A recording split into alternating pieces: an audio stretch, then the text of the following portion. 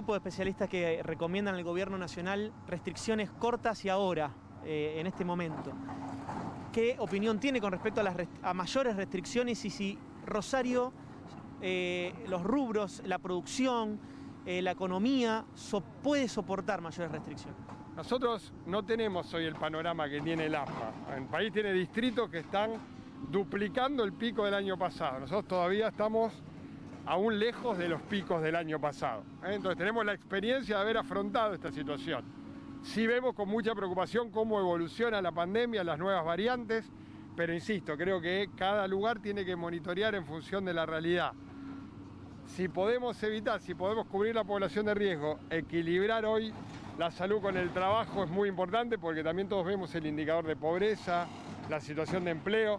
Entonces creo que en esto no hay que monitorearlo día a día y quizás no generar permanentemente discusiones públicas, escuchar a los científicos y en el momento de tomar decisiones tomarlas, porque no hay que agregar la angustia a una situación que de por sí ya es preocupante para la sociedad.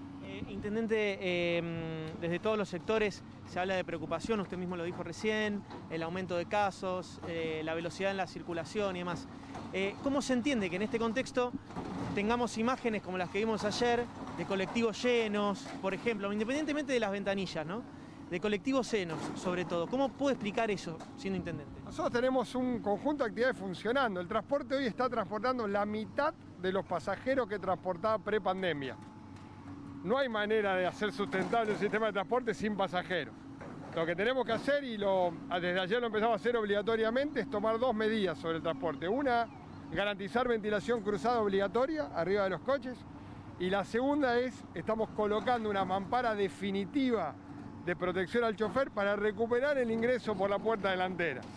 Ingreso por puerta delantera, ventilación cruzada y uso de las puertas del medio para el descenso van a configurar la situación de protección al pasajero en un marco en que, evidentemente, en horarios picos también vamos a tener que aumentar frecuencia. Pero, insisto, el servicio de transporte público pasajero es un servicio de transporte masivo y si no es incompatible con su subsistencia. Hay que encontrar ese equilibrio y lo vamos a hacer a partir de la ventilación. Claro, pero el tema es qué se le dice al vecino, al que se le está exigiendo todo el tiempo que sea responsable, que tenga cuidado, que use barbijo.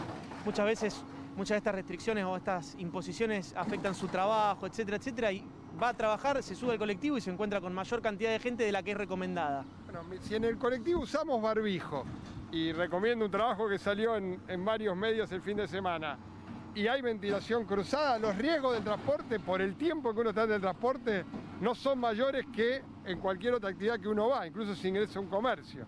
Obviamente la clave es que no esté cerrada la ventanilla. Como había discusiones, lo vamos a hacer obligatorio. Va a estar trabada directamente una ventanilla adelante y una atrás para que haya ventilación cruzada y vamos a recuperar el ingreso delantero. Pero, insisto, nosotros tenemos que en todos los momentos cuidar las pautas. Si yo estoy en un colectivo sin barbijo, el riesgo al resto de los pasajeros es mucho más alto. Sin ventilación es más alto. Tenemos que encontrar cómo bajarle el riesgo a actividades que necesitamos, porque también necesitamos del transporte y porque volver a limitar el transporte significaría a mucha gente agravarle la situación de tener que movilizarse a su trabajo por otros medios que son más caros y no podemos permitirnos tampoco esa situación. Y en esto, Juan, aprovecho para remarcarlo. Tenemos que bajar riesgo.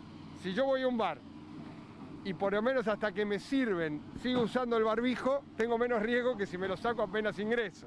Si están abiertas las ventanas, si llueve y cierra las ventanas o cierra la puerta, tengo más riesgo. Entonces, ventilar, usar el barbijo y la distancia es clave en cualquier lugar que estemos, de la manera en la que estemos en ese lugar.